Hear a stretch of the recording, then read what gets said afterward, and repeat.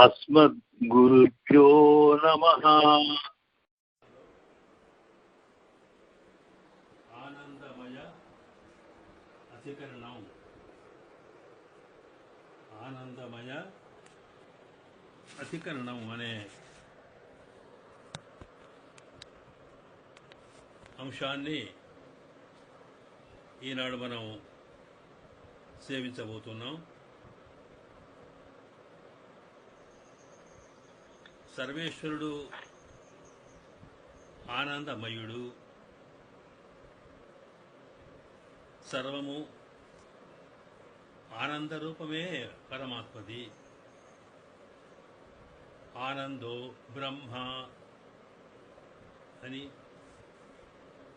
ఆనంద ఘన అని ఇలాగా ఆనంద తత్వమైన పరమాత్మ స్వరూపం ఈనాటి అధికరణంలో మనము అధ్యయనం చేయబోతున్నాం. సర్వేశ్వరుడు ఆనంద రూపుడే కనుక ఆయన అణువణువున అంతర్యామిగా వ్యాపించి ఉన్నాడు కనుక ప్రపంచంలో భౌతిక వస్తువుల్లో తాను అంతర్యామిగా ఉన్న కారణంగానే మనము అనుభవించే ప్రతి ఆనందాన్ని కలగచేసే వస్తువు అది సర్వేశ్వరుని యొక్క సంబంధం వల్లనే. భగవత్ సంబంధం కలిగిన ప్రతి వస్తువు ఆనందాన్ని కలగచేస్తూ ఆనంద రూపమైనది కనుక సర్వేశ్వరుని రూపం ఆనందమయం, వాడి దివ్యమంగళ విగ్రహం ఆనందం, ఆయన సంబంధం కలిగి ఉండడం ఆనందం, సర్వేశ్వరుని దర్శనం ఆనందం, వాడి నామస్మరణ ఆనందం. ఇలాగా ఎక్కడ పడితే అక్కడ అంతా ఆనందమయంగా కనపడంలో ఉద్దేశం వాడు సర్వాంతర్యామి అయిన సర్వేశ్వరుడి యొక్క ఆనందతత్వం అవడమే. కనుక అలాంటి ఆనందమయుడి యొక్క స్వరూపం ఎలా ఉంటుందో అటువంటి ఆనందమయుడు ఈ జగత్తునకి చరాచర ప్రపంచం యొక్క సృష్టి స్థితి లయములకు ఏ రకంగా తాను మూల కారణమో ఆ అంశాల్ని మనకి ఆనందమయ అధికరణం అనుభవింపు చేస్తోంది. జన్మాది అధికరణంలో సర్వేశ్వరుడు బ్రహ్మ తాను జగత్కారణము అని చెప్పుకుంటూ ఉపనిషత్ వాక్యాన్ని మనం అనుసంధించాం. యతోవా ఇమాని భూతాని జాయంతే ఏన జాతాని జీవంతి యత్ ప్రయంతి అభిసంవిశంతి అని. అలాగా సర్వేశ్వరుడు సకల కళ్యాణ గుణపూర్ణుడైన సర్వశక్తివంతుడైన ఆయనకు దానితో పాటు ఈ జగత్ కారణత్వం అనేది ప్రధానమైంది అంటూ మనకి అక్కడ ఈ సృష్టి స్థితి లయములకు మూల కారణం పరమాత్మ తప్ప మరొకటి కాదు అంటూ బాదరాయణ మహర్షి మనకు జన్మాద్యస్యయతః అనే సూత్రాన్ని అనుగ్రహిస్తూ అందులో మనకు సూచించారు. ఆ దాని మీదనే అంటే ఈ ప్రపంచానికి సృష్టి స్థితి లయములకు మూల కారణం పరబ్రహ్మని అనేది వేదాంతం చెబుతోంది. కానీ వేదాంత దర్శనం కాకుండా ఇతర దర్శనాలు సృష్టి రహస్యాలు కనుక్కోవడానికి ఇతరులైనటువంటి దార్శనికులు మేధావులు చేసిన కృషి, దాని ఫలితంగా వచ్చిన సిద్ధాంతాలు అనేక రకంగా ఉన్నాయి. అందులో ప్రధానంగా సాంఖ్య సిద్ధాంతాన్ని గురించి మనం ఇంతకుముందు ప్రకరణంలో చర్చించుకోవడం జరిగింది. కపిల మహర్షి ఆవిష్కరించిన సాంఖ్య సిద్ధాంత ప్రకారం ఈ ప్రకృతియే తాను పరిణామం చెంది ఈనాడు ఇలాగా ప్రపంచంలా కనిపిస్తుంది తప్ప దీనికి సృష్టికి మూల కారణమైన మరొక బ్రహ్మతత్వం లేదు అని వాడి సిద్ధాంతం. ఆ సిద్ధాంతంలోని తత్వాలకు చెబుతూనే మనం అందులో ప్రకృతి, దాన్ని ప్రధానము అన్నారు, అలాగే పురుషుడు, ఈ రెండే తత్వాలు తప్ప మరొకటి లేదు అనేది కూడా మనం సేవించాం. కనుక ఇక్కడ ముందు ఈ బ్రహ్మసూత్రాల్లోని మొదటి అధ్యాయంలోని మొదటి పాదంలోనే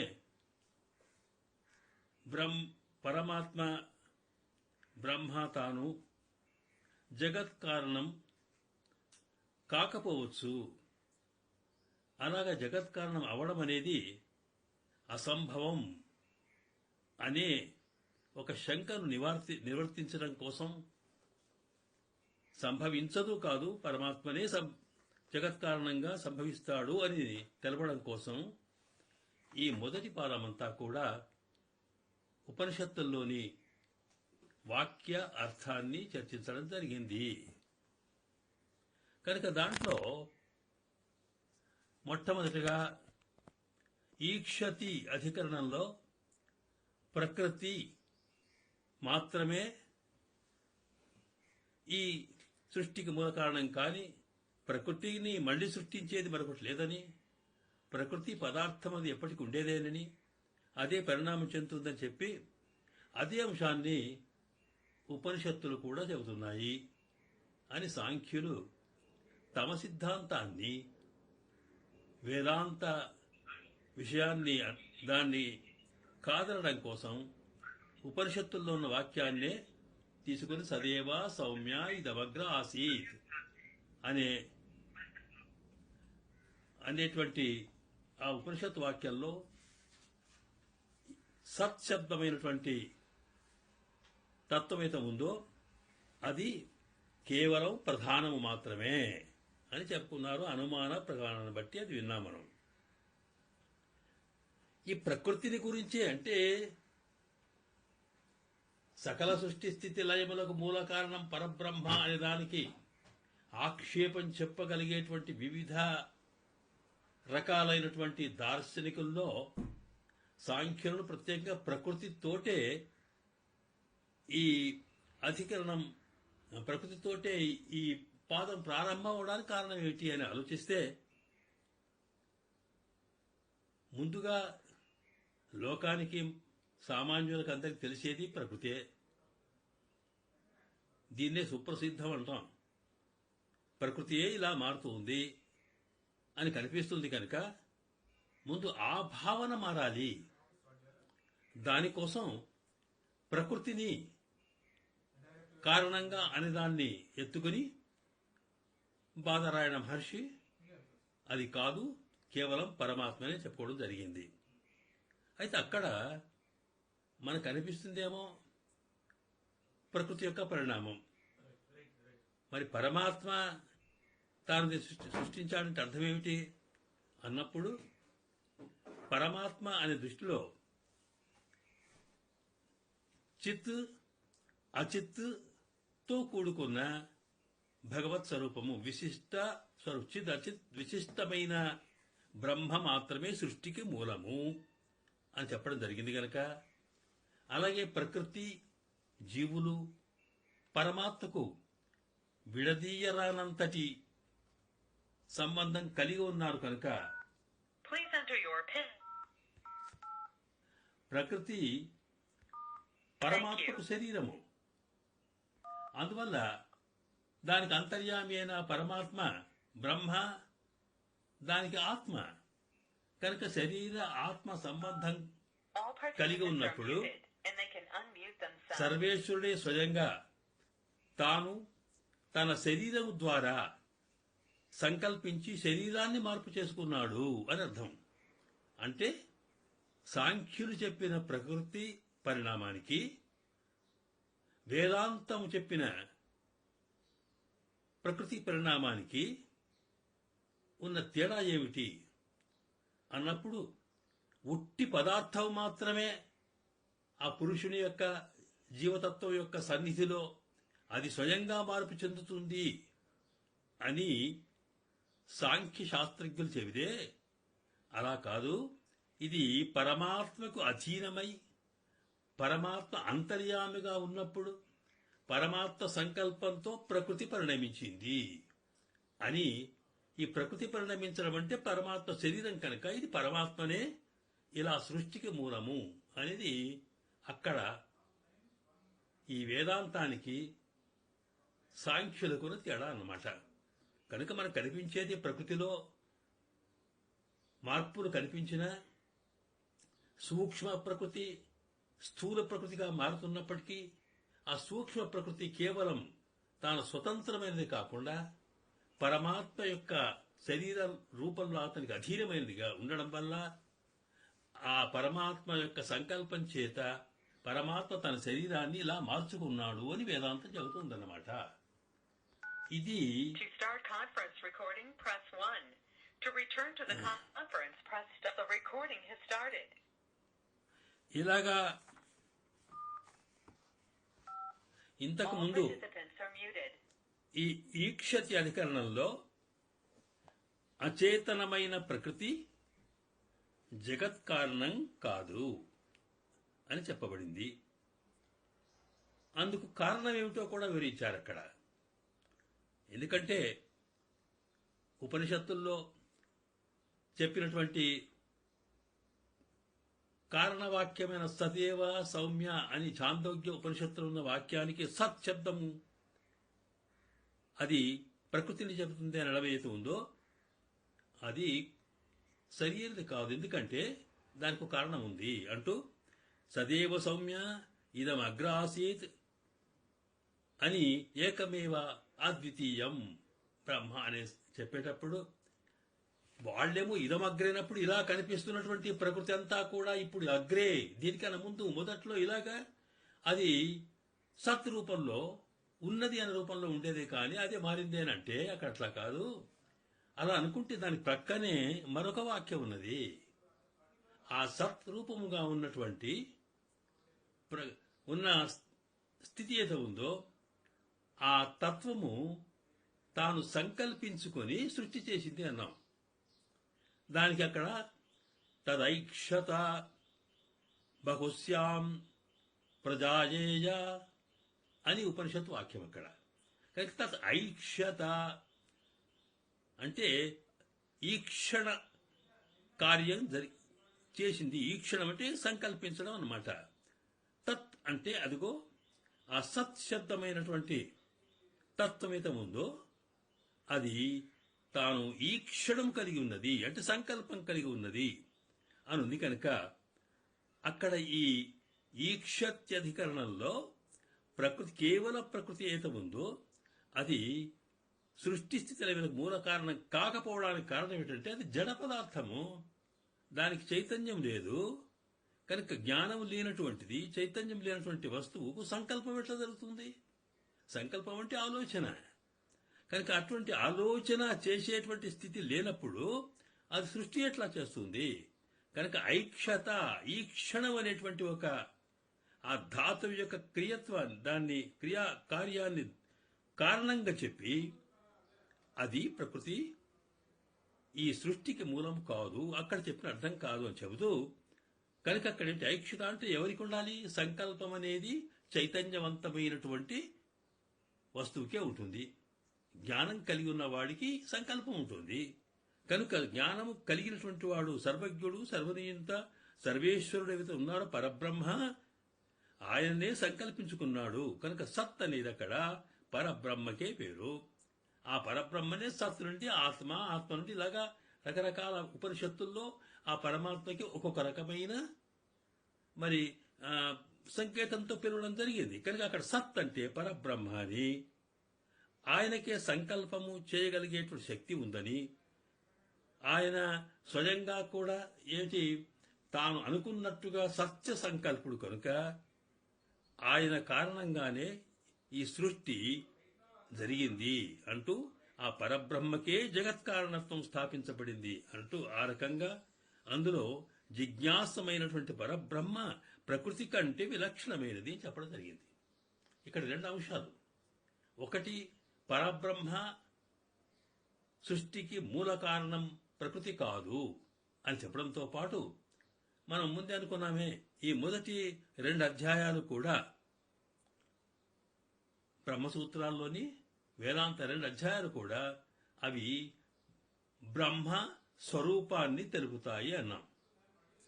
కనుక బ్రహ్మ ఎలా ఉంటాడో సరే బ్రహ్మ కారణమే కాకుండా బ్రహ్మకుండ మన స్వరూపాలను కూడా అది సూచిస్తుంది. ఆ సూచించే లక్షణాలు ఏమిటి అంటే ఇక్కడ ఈ క్షణం అంటే సంకల్పం చేయడం అనేది బ్రహ్మకు ఉన్నటువంటి కారణం. కనుక సత్య సంకల్పుడు పరమాత్మ అనేటువంటి అందులో బ్రహ్మస్వరూపం కూడా చెప్పడం జరిగిందన్నమాట. దాంతోపాటు దీన్ని బట్టి ఏం తెలిసింది అంటే ప్రకృతి కన్నా విలక్షణమైనటువంటి తత్వము పరబ్రహ్మతత్వము, పరమాత్మ అని అన్నమాట. మనము ప్రారంభంలో ఈ బ్రహ్మసూత్రాల్లో ఉన్నటువంటి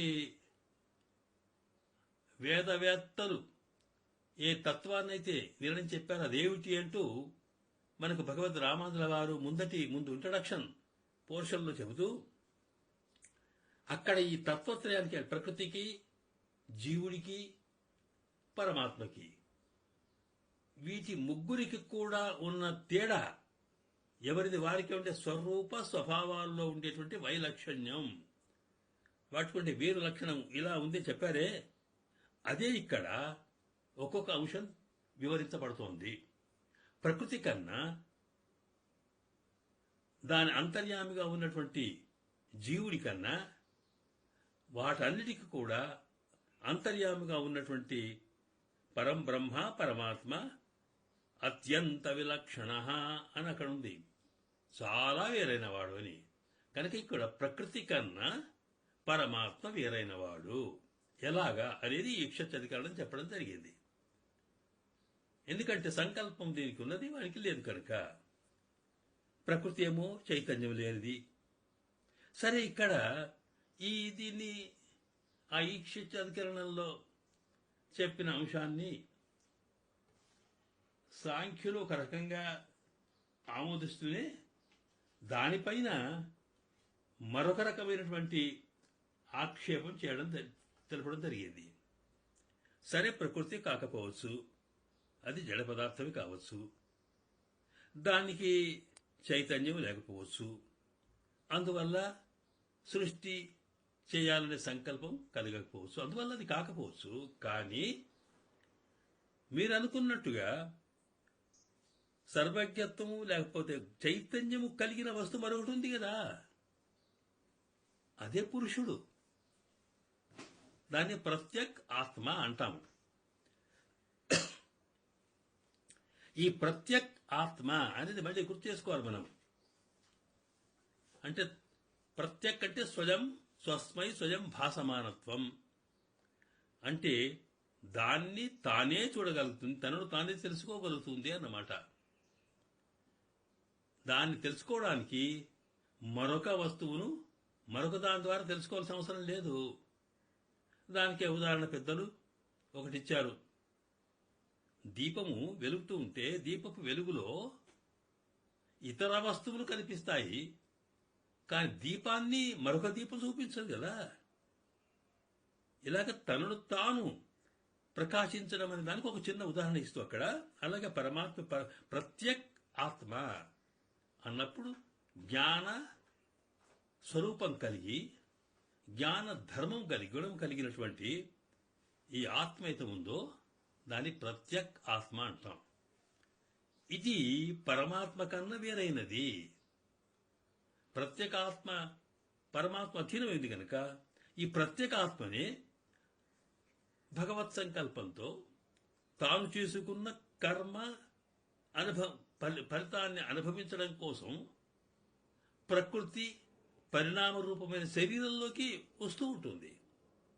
ఈ ప్రత్యేకాత్మ శరీరంలోకి వస్తే అది జీవాత్మ. శరీర సంబంధం వదులుకుంటే అది భగవద్ అనుగ్రహం వల్ల ప్రకృతి సంబంధంతో సంసార సంబంధం విడుదలవుతుందంటే ఆ ప్రత్యేకాత్మనే ముక్తాత్మ అంటాం. కనుక జీవాత్మ స్వరూపం ఒకటి, ప్రత్యేకాత్మకి ముక్తాత్మ స్వరూపం ఒకటి అయినప్పుడు ఈ రెండు రకాల అంటే శుద్ధమైన ఆత్మ, ప్రకృతి సంబంధం కలిగిన ఆత్మ జీవుడు అయినప్పుడు వాళ్ళకి సంకల్పమే ప్రధానం అన్నాం కదా. ఈక్షత్యధికంలో ప్రకృతికి సంకల్పించే శక్తి లేకపోవచ్చు, కానీ ఈ జీవుడికి ఉంది కదా. లేదా జీవ తత్వం నుంచి వదిలి ముక్తి పొందినటువంటి ముక్తాత్మకి ఉంది కదా. కనుక ప్రత్యేగాత్మకి తాను సంకల్పించే శక్తి ఉంది. అంతేకాదు, శాస్త్రం మరొకటి చెప్తున్నది. వేదాంతమే చెప్పిన మాట, జీవుడు ప్రకృతి శరీరంతో సంబంధం కలిగినప్పుడేమో ఆ ప్రత్యేకాత్మకి శరీరంతో సంబంధం కలిగినప్పుడు ప్రత్యేకాత్మకు ఉండేటువంటి జ్ఞానంలో సంకోచ వికాసాలు కలుగుతాయి. అంటే కాస్త బాగా మంచి వెలుతురు కలిగినటువంటి దీపమైన దాని మీద కుండ బోర్లేసామనుకోండి, దాని వెలుగు యొక్క వికాసంలో ప్రకాశంలో కాస్త సంకుచితం ఏర్పడుతుంది. దాని మీద కవర్ తీసేసాం, అది విస్తృతం అవుతుంది. అట్లాగే ప్రత్యేగాత్మకి ఉన్నటువంటి జ్ఞానము ప్రకృతి సంబంధం వల్ల శరీరంలో చేరడం వల్ల అది సంకుచితమైపోతుంది. జ్ఞానం అంటే బాగా తెలిసి తెలియని స్థితి అన్నమాట. అది జీవుడి యొక్క తత్వం. మనది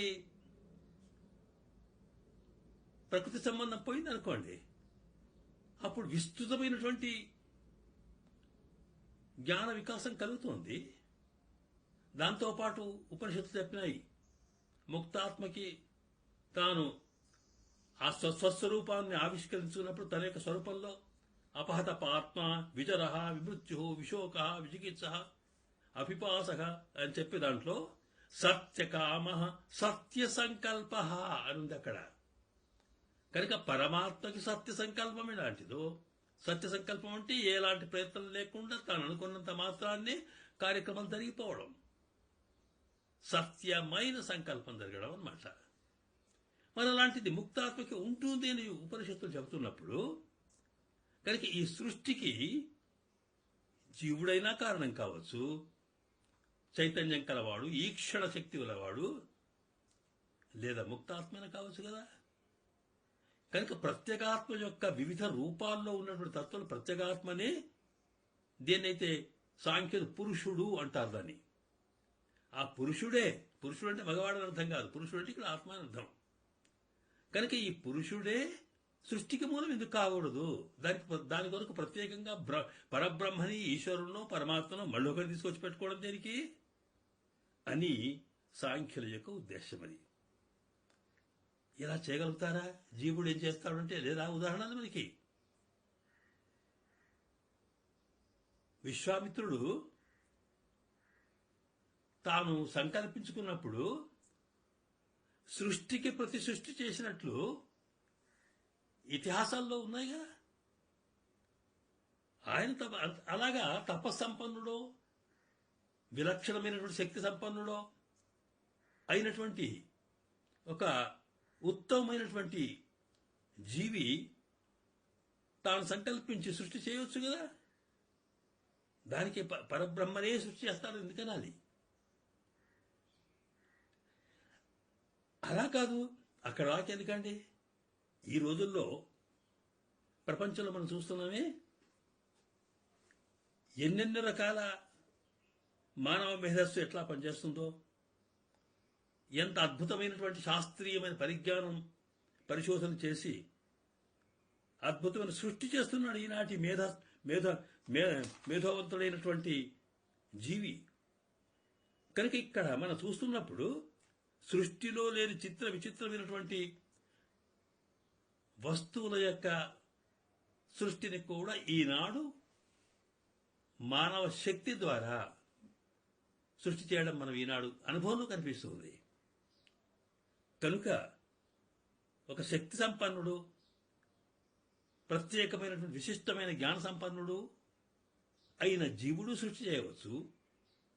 కాకపోతే సామాన్య లోకాతీతమైనటువంటి మేధవంతుడైన ఒక వ్యక్తి చేయవచ్చు. అలా కాకపోతే మరి సత్య సంకల్పం కలిగినటువంటి ప్రత్యేక ఆత్మ, శుద్ధాత్మ కూడా చేయొచ్చు కదా. దీన్ని బట్టి సృష్టికి ప్రకృతి మూలము కాకపోయినా ఆ ప్రకృతికి ప్రేరణ కలగజేసి తానే దానికి మూల కారణమైనటువంటి పురుషుడే సృష్టికి మూల కారణం అనేది ఇక్కడ సాంఖ్య సిద్ధాంతం అన్నమాట. ఇప్పుడు ఈ అధికరణంలో, ఇంతకుముందు ఈక్షత్య అధికరణంలోనేమో ప్రకృతికి ఈక్షణ సంకల్పించే శక్తి లేదు కనుక ప్రకృతి మూల కారణం కాదు సృష్టికి అని చెప్పినట్టు, ఇక్కడ రెండవ అంశంలో పురుషుని గురించి తీసుకొని జీవుడు కాని ముక్తాత్మ కాని సృష్టికి మూల కారణం అవడానికి వీల్లేదు అనే అంశాన్ని ఇందులో చర్చించడం జరుగుతోంది. కనుక జీవుడే ప్రత్యేగాత్మనే తాను జగత్ సృష్టికి మూల కారణం అనేది పూర్వపక్షం. అసలు అలాగా అవడానికి వీల్లేదు. వాడికి ఉండేటువంటి శక్తి సంపన్న దృష్టికి వస్తే పరమాత్మతో పోల్చుకున్నప్పుడు ఇంతటి జగత్ సృష్టి చేయగలిగే శక్తి వాడికి లేదు అంటూ పరమాత్మనే ఈ సృష్టికి మూల కారణం పరబ్రహ్మాని సిద్ధాంతం. అలా సిద్ధాంతీకరిస్తూ ఆ రకమైనటువంటి సృష్టికి మూల కారణమైన పరమాత్మ స్వరూపం ఏమిటి అంటే ఆయన ఆనందమయుడు అని చెప్పడం. ఆనంద రూపం కలిగినటువంటి స్వరూపం కలిగిన పరమాత్మనే ఈ సృష్టికి మూల కారణమని, ఆ మూలకార సృష్టిని చేసిన పరమాత్మ ఆనందమయుడు అంటూ ఇందులో పరమాత్మను జగత్ సృష్టికి మూల కారణమని, అలాగే యతోవా ఇమాని భూతాని జాయంతి అనే దానికి బలపరుస్తూ అలా సృష్టికి మూల కారణమైన పరమాత్మ ఆనంద స్వరూపుడు అని అంటూ ఇందులో భగవత్ స్వరూపాన్ని ఆనందమయుడు అని చెప్పడం, తర్వాత ఆనందమయుడే ఈ దీనికి సృష్టికి మూల కారణం చెప్పడం అనేది ఈ సిద్ధాంతంలో ముఖ్య లక్షణం. కనుక ఇక్కడ ఈ జగత్ సృష్టికి కారణం ఇవన్నీ ఏది సత్య సంకల్పుడైన ముక్తాత్మనో జీవాత్మనో లేకపోతే సామాన్యమైన జీవాత్మనో సృష్టి కారణం అవచ్చు అనేటువంటి ఈ ప్రకరణంలోని పూర్వపక్షాన్ని దాని మీద సిద్ధాంతం ఇస్తూనే సంకుచిత జ్ఞానం గల జీవుడు గాని, జీవుడు కాకపోవడం కారణం ఏంటంటే వాడి జ్ఞానం సంకుచితం. ఇంత అద్భుతమైన సృష్టిని చేయడానికి వాడి జ్ఞానం పనిచేయదే. అలాగా పోని సత్య సంకల్పం కలిగిన వాడు ముక్తాత్మ అనుకుంటే ముక్తాత్మకి సత్య సంకల్పత్వం దేనివల్ల వస్తుంది అంటే శాస్త్రం ఏం చెబుతుంది? పరమాత్మ అనుగ్రహం వల్ల. కనుక భగవత్ స్వామి దగ్గరికి చేరుకున్న తర్వాత వాడి అనుగ్రహంతో వీళ్ళలో స్వరూపావిష్కరణ జరుగుతోంది.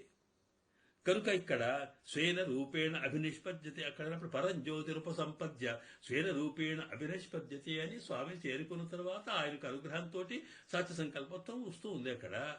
కనుక ఇక్కడ ఈ ముక్తాత్మకి సత్య సంకల్పత్వం ఉన్నప్పటికీ కూడా ఈ సృష్టి చేయగలిగే స్థితి లేదు. అది కూడా ఆ సంకల్పం ఇచ్చేటప్పుడు కూడా మరొకడ ఏముంది? అక్కడ జగద్వ్యాపారవర్జం. ఆయనకేమిటంటే సృష్టి స్థితి లయములు చేయగలిగేటువంటి ఒక పవర్ను, శక్తిని తప్ప మిగతా విషయాల్లో సత్య సంకల్పత్వం పరమాత్మ ముక్తాత్మకు ఇచ్చాడు అన్నప్పుడు సృష్టికి అనేది కాదు. కనుక ఇటు ప్రత్యేక ఆత్మ జీవస్వరూపంలో కానీ ముక్త స్వరూపంలో కాని తాను ఈ సృష్టికి మూలమవడానికి వీల్లేదు అంటూ సిద్ధాంతీకరిస్తూ, కనుక ఇక్కడ సంకుచిత జ్ఞానం కల జీవుడు కాని, సత్య సంకల్పత్వం కల పరమాత్మ అనుగ్రహం వల్ల పొందే ముక్తుడు గాని ఇంతటి అద్భుతమైన ప్రపంచ సృష్టికి సమర్థులు అసలు కారు. మరి ఏంటి అంటే సర్వజ్ఞుడు, సర్వశక్తివంతుడు అయినటువంటి పరబ్రహ్మనే జగత్ సృష్టికి మూల కారణం అని తేల్చి చెప్తూ, ఇదిగో ఈ అధికరణం మనకు విషయాన్ని అందిస్తుంది. కనుక అలా చేసినటువంటి స్వామి ఆయన ఎవరు అనేటప్పుడు ఆ ప్రత్యేక ఇక్కడ ఇంతకుముందు ప్రకృతిలో కన్నా ఈశ్వత్యధికరణంలో ప్రకృతి కన్నా వేరైన వాడు పరమాత్మ అని చెప్పామే, విలక్షణుడు. అది ఈ ఆనందమయ అధికరణంలో ప్రకృతే కాదు, ఆ తర్వాత ఉండే ప్రకృతికి అంతర్యామిగా అంతరంగంలో అంతరాత్మగా ఉన్నటువంటి ఈ ప్రత్యేగాత్మ కన్నా కూడా విలక్షణమైన వాడు పరబ్రహ్మ అని ఈ సిద్ధాంతం ఈ అధికరణం చెబుతోంది. మనం మొదట్లో తెలుసుకున్నట్టుగానే ప్రకృతి కన్నా చిత్, అచిత్ కన్నా చిత్ కన్నా ప్రకృతి కన్నా వివిధ రకాల ఉండేటువంటి ప్రత్యేగాత్మ స్వరూపం కన్నా విలక్షణమైనటువంటి తత్వం పరమాత్మ అనేది చెప్పాడు. దీంట్లో ఈ ప్రకృతి కన్నా వేరైన వాడు అనేది ఈశ్వరాధికరణలో చెప్పింది.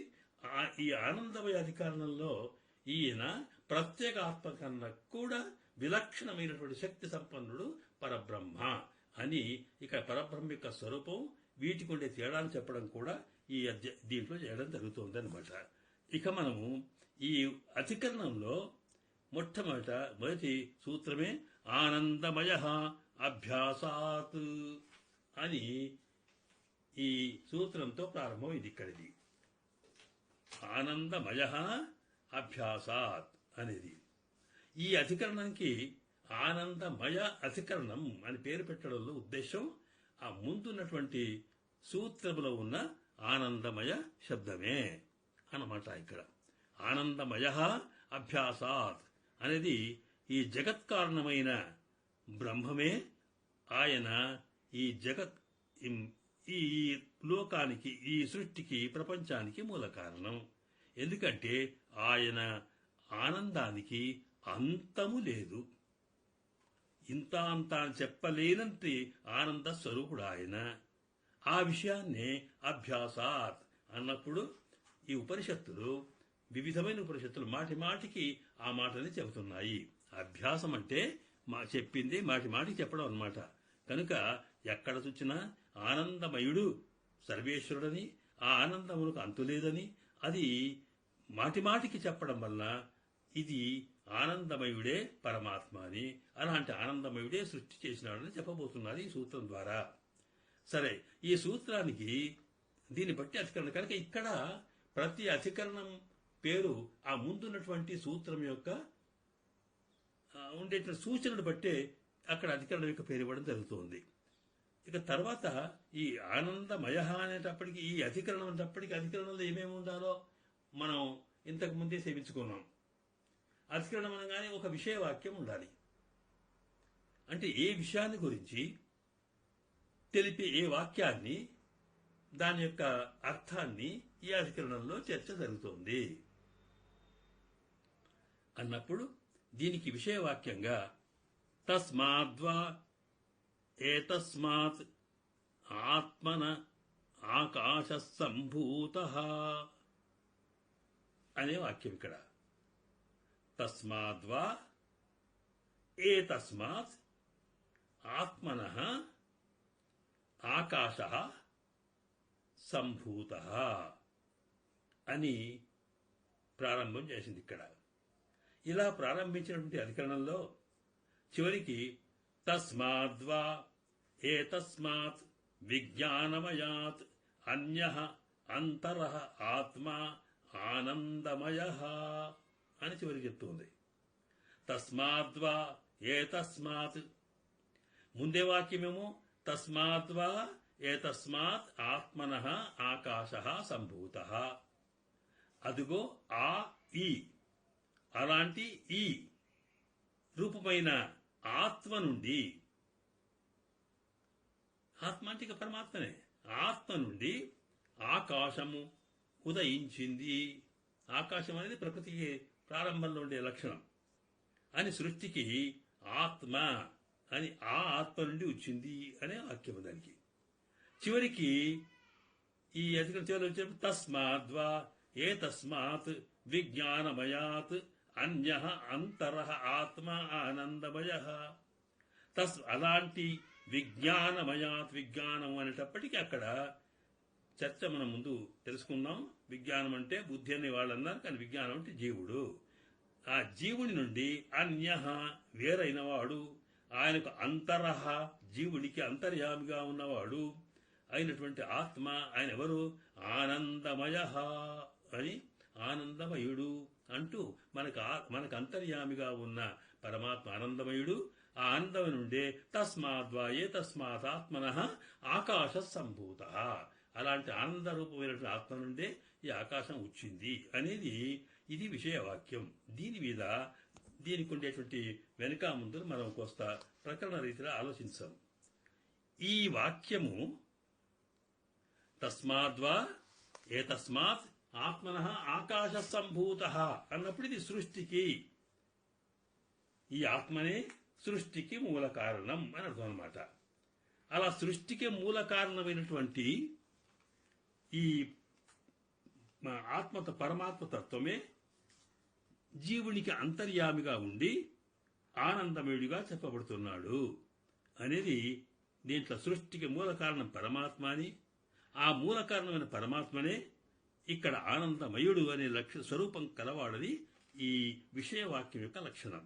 అయితే ఇక్కడ ఈ వాక్యం ఎక్కడిది అంటే, ఉపనిషత్ సాధారణంగా మరి ఈ బ్రహ్మసూత్రాలన్నీ కూడా చేసే పనేమిటి అంటే, ఉపనిషత్తుల్లో ఉన్నటువంటి బ్రహ్మస్వరూప వాక్యాలు కానీ, లేక ఉపాయాన్ని తెలిపే వాక్యాలు కానీ, ఫలస్వరూపాన్ని తెలిపే వాక్యాలు కానీ, వాటికే అర్థ వివరణ చేస్తూ వాటిని పరిశీలించడమే కదా. ఇప్పుడు మనకు ప్రకరణంలో ఈ 2 అధ్యాయాల్లో కూడా మనకు బ్రహ్మస్వరూపాన్ని చర్చించేటువంటి అధ్యాయాలు కనుక, బ్రహ్మస్వరూపానికి మూలమైనటువంటి ఏ వాక్యాలు ఉన్నాయో, ఎక్కడెక్కడ ఉపనిషత్తులు ఉన్నాయో వాటి విషయవాక్యంగా తీసుకోవడం జరిగింది. ఇక్కడ ఈ ఆనందమయ అధికరణంలో ఈ తస్మాత్ వా ఏ తస్మాత్ ఆత్మనః ఆకాశ సంభూత, ఆత్మనః అంటే ఆత్మ నుండి, ఆత్మ వల్ల ఆకాశము పుట్టింది అన్నారే. ఇది తైత్తిరీయ ఉపనిషత్తుల్లో మనకు ఆనందవల్లి అనేది సర్వేశ్వరుని యొక్క ఆనంద తత్వాన్ని చెప్పగలిగేటువంటి ఉపనిషత్ భాగం అన్నమాట. ఈ ఆనందవల్లిలో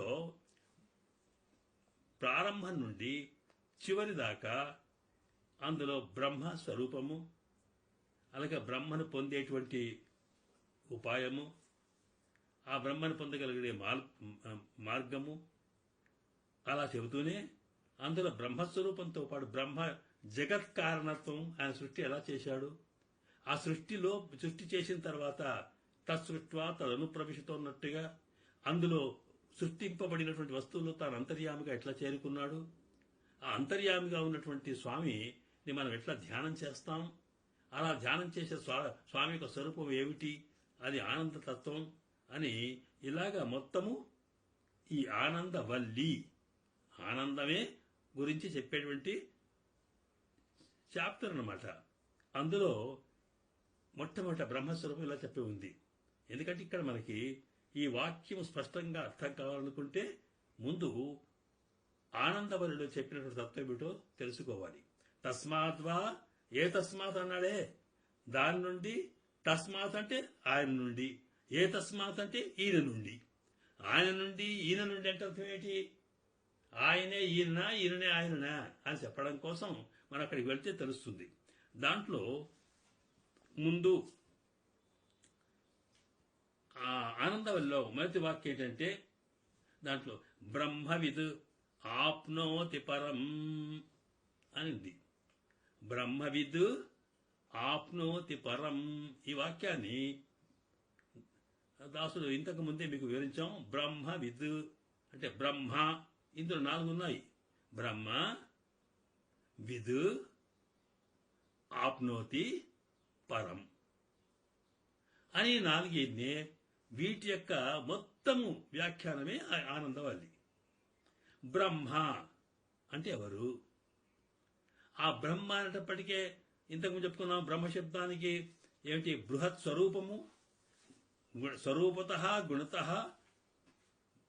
అత్యంతం గొప్పవాడని ఆయన కళ్యాణ గణంలో కానీ ఇలా ఉన్నవాడని చెప్పుకున్నామే, అలా బ్రహ్మ. విద్ అంటే తెలుసుకున్నవాడు, జ్ఞానము. ఆ జ్ఞానం అంటే ఉట్టి జ్ఞానం కాదు, ఆయన తెలుసుకొని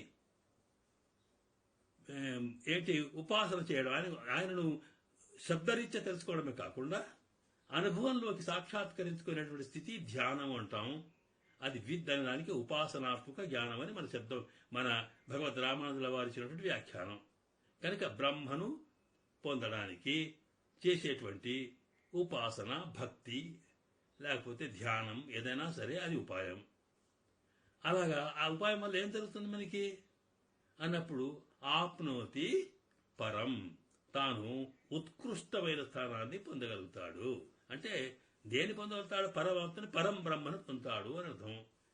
ఇది అంటే ఫలస్వరూపం అనమాట. ఇలాగా ఈ వాక్యంలోని మూల వాక్యం ఇది, బ్రహ్మవిద ఆప్నోతి పరం అని. ఈ చెప్పినటువంటి దీన్ని ఆ ఉపనిషత్తే వెంబడి దాని వ్యాఖ్యానం చేస్తుంది. అర్థం చెప్పేటప్పుడు బ్రహ్మవిద్ ఆప్నోతి పరం అనే దానికి వెంబడి మళ్ళీ చెప్తూ, బ్రహ్మ అంటే ఎవరు అంటే సత్యం జ్ఞానం అనంతం బ్రహ్మ. సత్యం జ్ఞానం అనంతం బ్రహ్మ. ఆ బ్రహ్మ సత్యస్వరూపుడు, ఆయన మార్పు వికారాలు ఉండవు. ఆయన సత్యం అంటే మారకుండా ఉండి ఎప్పటికీ ఒకే రకంగా ఉండగల స్థితికి సత్యం ఉంటాం. అవికారాయ రూపాయ అంటామే. ఇలా ప్రకృతిలో మార్పు వచ్చినట్టు కాకపోతే ఈ జీవుల్లో, శరీరంలో జీవుల్లో జ్ఞాన సంకోచం కలిగినట్టుగా ఆ స్వామికి జ్ఞానంలోగా దేంట్లో మార్పు ఉండదు. కనుక సత్యస్వరూపుడు అని అర్థం. కనుక ఇక్కడ సత్యం అనేటప్పటికీ ఈ శబ్దంలో పరమాత్మ ప్రకృతి కన్నా జీవుడి కన్నా కూడా విశిష్టమైన లక్షణం కలవాడు అనేది, మార్పు లేనటువంటి వాడు అన్నప్పుడు ప్రకృతిలాగా రూపంలో మార్పు కానీ, దశలో మార్పు కానీ, లేక జీవుడిలాగా తన జ్ఞానంలో మార్పు కానీ లేదు అటువంటి వాడు అని, ఇలా ప్రకృతికి సామాన్యమైనటువంటి బద్ధ శరీరుడు, బద్ధాత్మకు ఉండే తేడా వాటికన్నా విలక్షణమైనది పరబ్రహ్మతత్వం అని చెప్పడం కోసం సత్యం అని శబ్దం చెప్పి ఉన్నారు అక్కడ. అలాగే జ్ఞానం అన్నాడు అనుకోండి. జ్ఞానం అంటే ఇక్కడ జ్ఞానం ఆత్మ, పరమాత్మ ఏ రకంగా జ్ఞాన ఆనందమయుడో అలాగే ఈ ప్రత్యేక ఆత్మ కూడా, అంటే శుద్ధమైన ఆత్మ కూడా అది జ్ఞాన ఆనందమయమే. కనుక ఇక్కడ ముక్తాత్మకి కూడా జ్ఞానం ఉంటుంది. అది సంకుచితం ఉంది కాదు కదా, శరీర సంబంధం లేనప్పుడు ఉన్నప్పుడు. అయినప్పటికీ దానికన్నా ఆ జ్ఞానం అనేటువంటిది, జ్ఞానము కాని సత్య సంకల్పత్వం కానీ అది పరమాత్మ వల్ల కలిగేది ఒకటి. రెండవది, ఈ ముక్తాత్మకి ఇంతకన్నా ముందు శరీరంలో ఉన్నప్పుడు జ్ఞాన సంకోచం కలిగింది. అంటే ఒక దశలో ఆయనకు మార్పు కలిగింది, మరొక దశలో లేదు.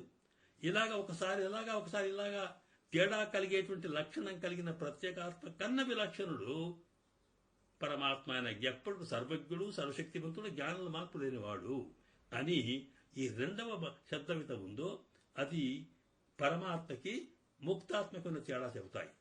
సత్యమైన శబ్దమేమో ప్రకృతికి జీవుడికి ఉన్న తేడా పరమాత్మకు చెబుతుంది. ఇక తర్వాత అనంతం అన్నప్పటికీ అంతము అంటూ అంటే హద్దులు లేనటువంటి స్థితి కలవాడు. ఇక్కడ మనకి ప్రత్యేక ఆత్మల గురించి, ఆత్మస్వరూప ఆత్మల గురించి చెప్పేటప్పుడు 3 రకాలు చెప్పుకున్నాం. మొదట్లో బద్ధాత్మలు, ముక్తాత్మలు, అలాగే నిత్యాత్మలని. పరమపదంలో సామాన్యంగా వాళ్ళకి జన్మతో సంబంధం లేకుండా ఎప్పటికీ నిరంతరం పరమాత్మ సన్నిధిలో ఉండేటువంటి ఆత్మలు నిత్యాత్మలు. అనంతుడు, గరుడు మొదలగు వాళ్ళంతా కూడా. మరి అలాంటప్పుడు ఆ నిత్యాత్మలకి వీడికేం తేడా అంటే, నిత్యాత్మలకు ఒక హద్దు ఉంది జ్ఞానానికి కూడా. కానీ ఇక్కడ ఈయనకు దేశత కాలత ఏ రకంగా చూసినా ఈయన స్వరూపానికి గాని జ్ఞానానికి అడ్డు లేదు. కాబట్టి అనంతం అనే శబ్దం అయితే ఉందో అది ముక్త నిత్యాత్మల కన్నా విలక్షణుడు పరమాత్మ అని ఈ 3 శబ్దాల్లో బ్రహ్మస్వరూపం చెప్పేటప్పుడు ప్రకృతి కన్నా విలక్షణమైన వాడు, అలాగే బద్ధాత్మ ముక్తాత్మ నిత్యాత్మల కన్నా కూడా విలక్షణమైన స్వరూపం కలిగిన వాడు పరమాత్మ. కనుక అక్కడ బ్రహ్మ విద్ ఆప్నోతి అన్నప్పుడు బ్రహ్మ అనే శబ్దానికి దాని వివరణ ఇస్తూ సత్యం జ్ఞానం అనంతం బ్రహ్మ అని బ్రహ్మ యొక్క స్వరూపం చెప్పబడింది అన్నమాట. ఇక్కడ మనకి చూడండి తస్మాద్వా ఏ తస్మాత్ అని మాట ఉన్నాయి కదా.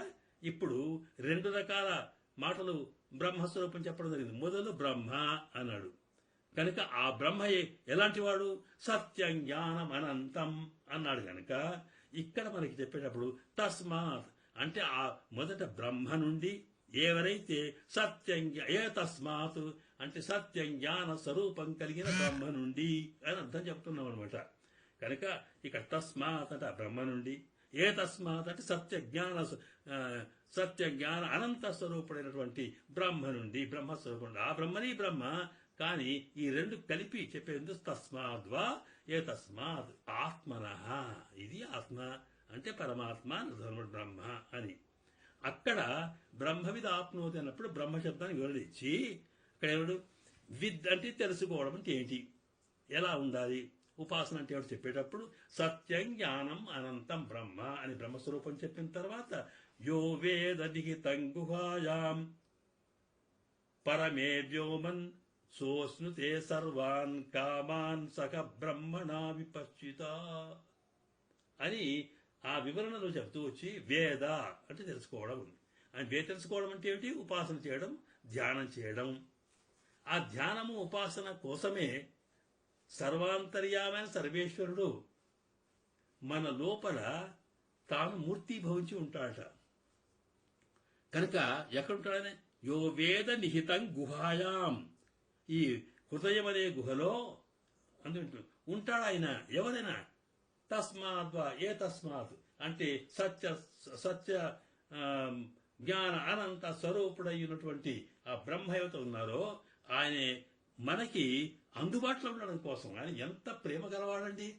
అసలు మనం అతను అడిగినా అడగకపోయినా, అతను చూసినా చూడకపోయినా మనకు అన్ని ఈ జీవికి కావలసిన వస్తువులన్నీ తాను సృష్టించి ఇస్తూ మన కృతజ్ఞత తెలపకపోయినా సరే వీడు ఇంకెప్పుడేం అడుగుతాడో, వీడు ఎలా ఉంటాడో ఎలా అనుకొని వీడిని విడవకుండా ప్రేమించినటువంటి కన్న తల్లి ఏ రకంగా తన పసిపాపను విడవకుండా ఉంటుందో అలాగా ఈ జీవాత్మని పరమాత్మ అంతర్యామిగా ఉంటాడే.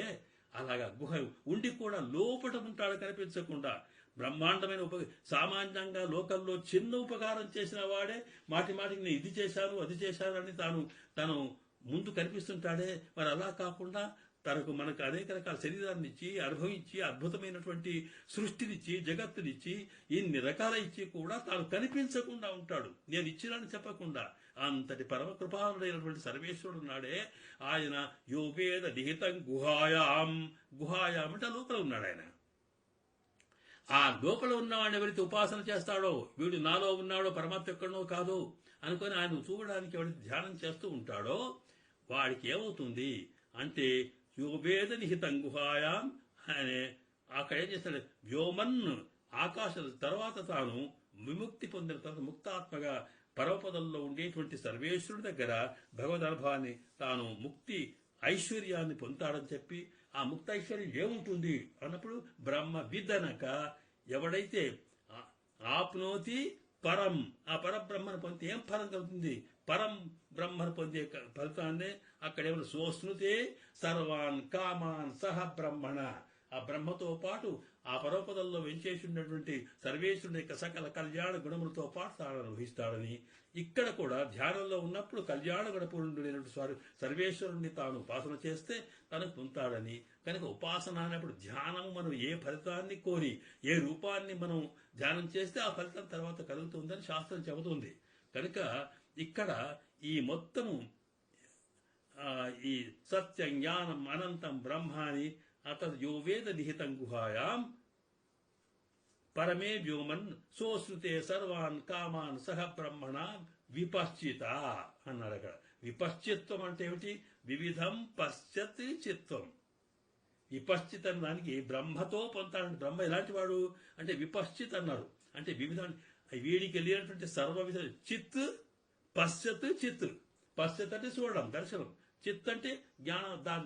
ఒక దాన్ని చూచినప్పుడు ఓహో ఇది ఇలాంటిదా అని తెలియడం. దీన్ని చూడడం, చూచిన దాన్ని తెలుసుకోవడం, దీన్ని విపశ్చిత్తు ఉంటాం. కనుక సర్వము అతని దృష్టిలో ఉంటుంది. సర్వము జ్ఞానం కలవాడు పరమాత్మ. కనుకనే అతనికి విపశ్చిత్ అని పేరు అనమాట.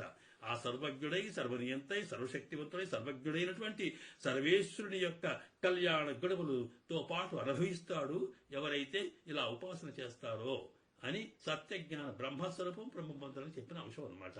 ఇది బ్రహ్మతత్వం చెప్పిన తర్వాత అక్కడ ఆ ఉపనిషత్తు ఏం చేసింది? తస్మాద్వా ఏ తస్మాత్ ఆత్మనః అంతా వచ్చినాక అక్కడ ఏం చేసినాడు? తస్మాద్వా ఏ తస్మాత్ ఆత్మనః ఆకాశ సంభూతః. ఈ వాక్యం అక్కడ ఉంది. అలాంటి సత్యజ్ఞాన స్వరూపుడై ఎవరినైతే మనం ఉపాసన చేస్తే తద్వారా అద్భుతమైనటువంటి ఆనంద ప్రాప్తి కలుగుతోందో అలాంటి వాడే నుండే ఇదిగో ఈ ఆకాశం కలిగింది అన్నారు. ఇక్కడ ఆకాశం అంటే ఇక్కడ సృష్టి కార్యం అన్నమాట. జగత్ కారణము అయినవాడు ఇదిగో ఇలాంటి పరమాత్మ అని చెప్పడానికి ఆనందవల్లిలో సత్యం జ్ఞానం అనంతం అని ఈ రకంగా చెప్పిన తక్షణమే తస్మాద్వా ఏ తస్మాత్ అంటే అలాంటి ఈ పరబ్రహ్మ అయినటువంటి ఆత్మ వల్ల ఆకాశ సంభూత ఆకాశం వచ్చినాడు. అంటే ఏమిటి? సృష్టి కార్యక్రమం జరిగింది అన్నమాట. ఈ సృష్టి కార్యక్రమం ఎలా వరుసగా జరిగిందో దాన్నంతా మళ్ళీ అక్కడే ఉపనిషత్తు చెబుతోంది. ఆకాశ సంభూత అనేది మనకిక్కడ ఉన్నటువంటి విషయవాక్యంగా తీసుకున్న ఆకాశం నుండి ఎలా సృష్టి ఎట్లా జరిగిందో కూడా అక్కడ చెబుతుంది. తస్మాద్వా ఏ తస్మాత్ ఆత్మనః ఆకాశ సంభూత అని ఆకాశం సృష్టి చేయబడ్డది. ఆకాశం కలిగింది పరమాత్మ నుండి. ఆకాశం ఏమైపోయింది మరి? ఆకాశాద్ వాయు, వాయోరగ్ని, అగ్నేరాపః, అద్య పృథివీ, పృథివ్యా ఓషధయః, ఓషధయిభ్యోన్నం, అన్నాత్ పురుషః. అంటే ఈ సృష్టి ఎట్లా జరిగిందో అది వివరిస్తుందన్నమాట. పరమాత్మ సృష్టి ఎట్లా చేసినాడు? ముందు ఆకాశం అంటే పంచభూతాల యొక్క సృష్టి ద్వారా, దీన్నే మనం వ్యష్టి సృష్టి అంటాం. ముందు అంత కలిపి ఉన్నదాన్ని ఒక్కొక్కటిగా సృష్టి చేశాడే. ఆ చేసేటప్పుడు ఏం చేశాడు ఆయన అంటే మొట్టమొదటి ఆకాశం సృష్టింపబడ్డది. ఆత్మనః ఆకాశ సంభూత. ఆకాశం నుంచి వాయువు వచ్చింది. వాయువు నుండి అగ్ని, అగ్ని నుండి ఆపహ నీరు, ఆ అద్య పృథివీ, దాని నుంచి భూమి, ఆ తర్వాత పృథివ్యా ఓషధయ, పృథివీ నుండి రకరకాల ఓషధులు అంటే మొలకలు ఇవన్నీ వచ్చాయి. ఆ ఓషధుల నుండే మనకు అన్నంగా మారింది. అద్యతే ఇది అన్నం అని చెప్తుంది అక్కడ. మనం తినే వస్తువు అనమాట. అంటే మన పైరు, పంటలు, పండ్లు, మరి ఇవన్నీ కూడా ఏవైతే మనం ఆహారంగా తీసుకుంటున్నామో అవన్నీ కూడా ఓషధులే కదా. కనుక ఈ ఓషధిభ్యో అన్నం, అన్నాత్ పురుష. ఆ ఎప్పుడు తింటాడో అన్నము వల్లనే పురుష స్వరూపం. అన్నమయం హి పురుష అని ఈ శరీరం అనేది అన్నము యొక్క రసమంగా తయారైంది అని ఉపనిషత్ వాక్యం చెప్పింది అక్కడ. కనుక ఇక్కడ అంటే సృష్టి యొక్క మూల కారణం ఆకాశం నుంచి వాయువు, వాయువు నుండి గాలి, అగ్ని, అగ్ని నుండి ఆప, ఇట్లా వరుస వచ్చింది. వరుసగా రావడం అంటే ఏమిటి? వీటికి ఒక్కొక్క దానికి మూల కారణం అవుతున్నాయి. ఇక్కడ మనకి ఆ ఉపనిషత్తు చెప్పింది అనుభవంలోకి తెచ్చుకుంటే తెలుస్తుంది కదండి. ఇప్పుడు గాలి ఎక్కడుంది? ఆకాశంలో. ఆకాశం అంటే అవకాశాన్ని ఇచ్చేదన్నమాట.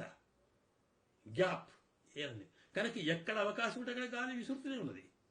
కనుక అది ఆకాశం ఆధారంగానే వాయువు. ఎక్కడైతే వాయువు వీస్తుందో మనం అగ్ని ఉత్పత్తి కావాలంటే ఊతామే. గాలి ద్వారా విసిరితే కదా మంటలు వస్తాయి. అక్కడ ఉన్నది పైకి ఉత్పత్తి అవుతుంది.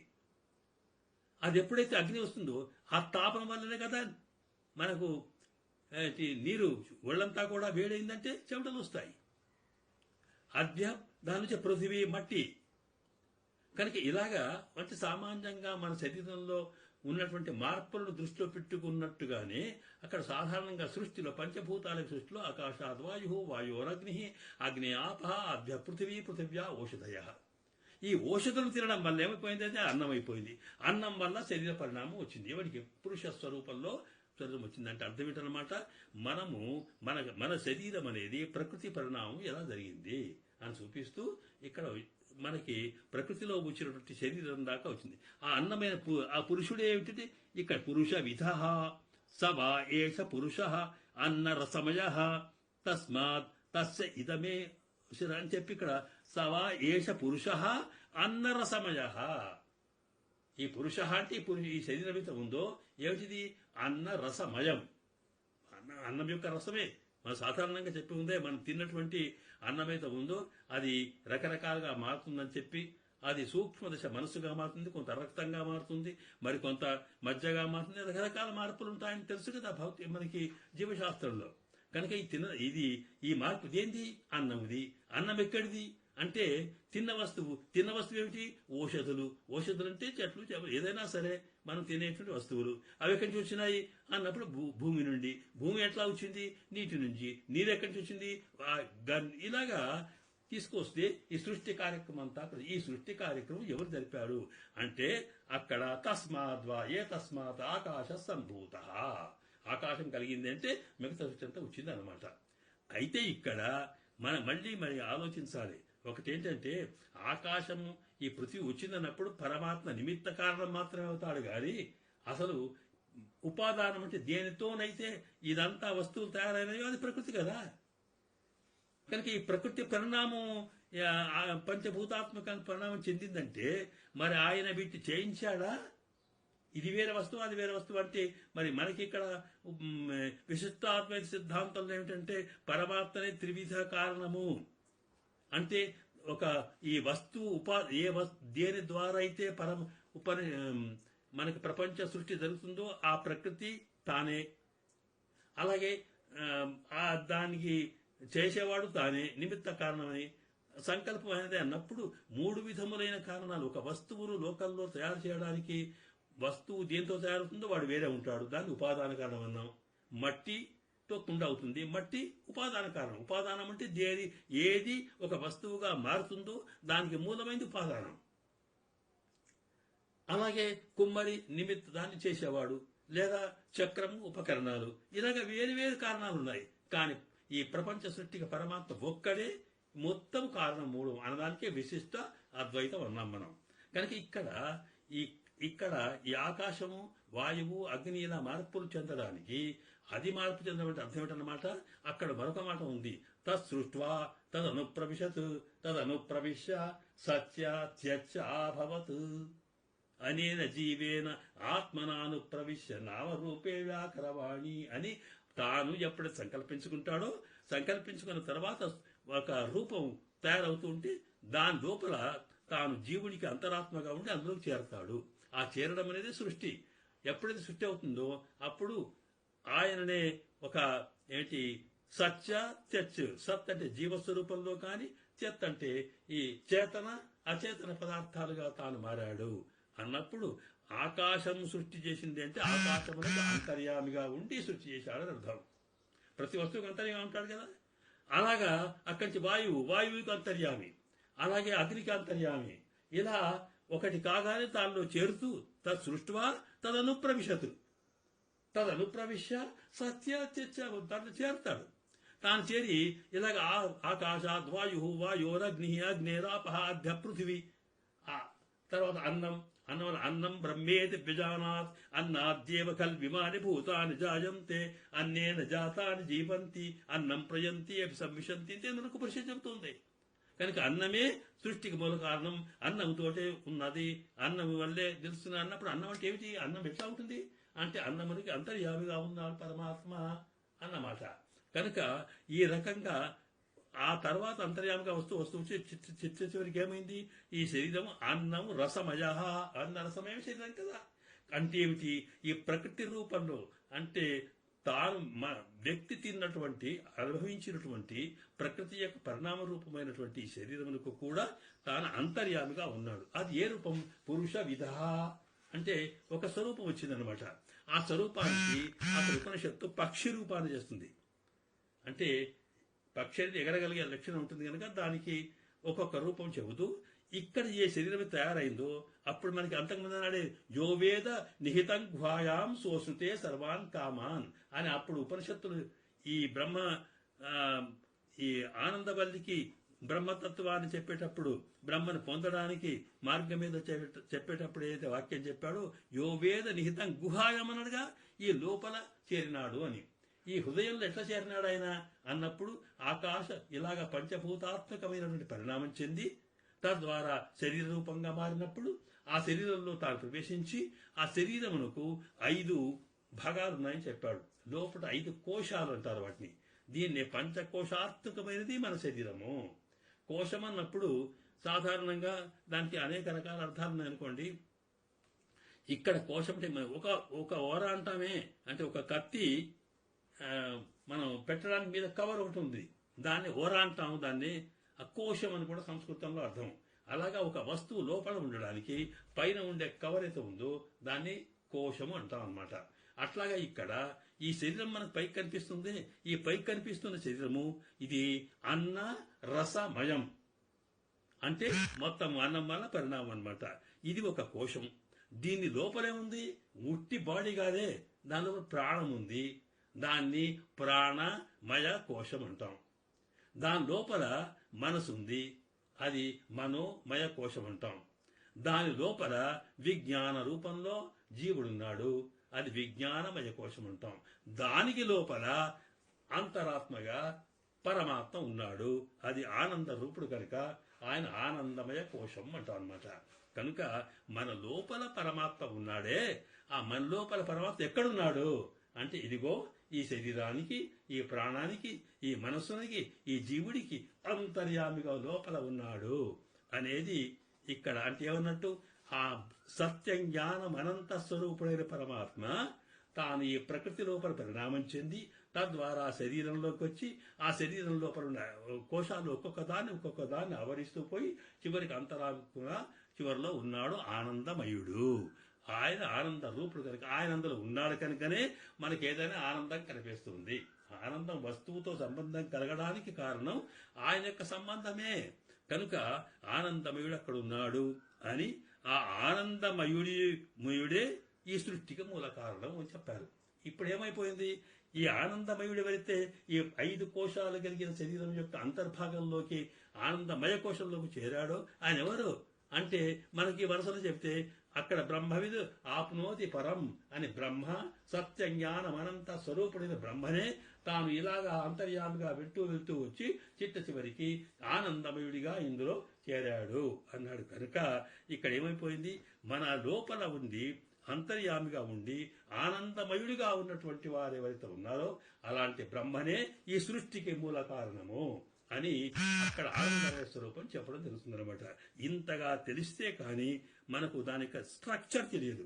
అందువల్ల ఇక్కడ వచ్చిన సమస్య ఏమిటి, ఇప్పుడు ఇక్కడ తస్మాద్వా ఏతస్మాత్ ఆత్మనః ఆకాశ సంభూత అని ప్రారంభం చేసి తస్మాద్వా ఏతస్మాత్ విజ్ఞానమయాత్ అన్యః అంతరః అని ఇక్కడ విజ్ఞాన స్వరూపం చెప్పారు. అంటే ఇక్కడ ఒక్కొక్క కోశంలో చేరిన పద్ధతి చెప్పుకుంటూ పోయారు.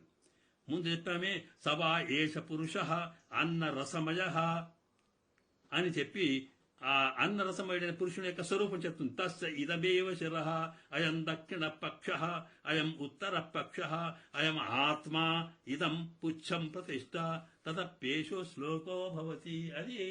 దాంట్లో బ్రహ్మ ఆనందవల్లిలో 9 పార్ట్స్ ఉన్నాయి, వాటిని 9 అనువాకాలు అంటాం. ఒక్కొక్క దాంట్లో వివరిస్తూ వచ్చారు.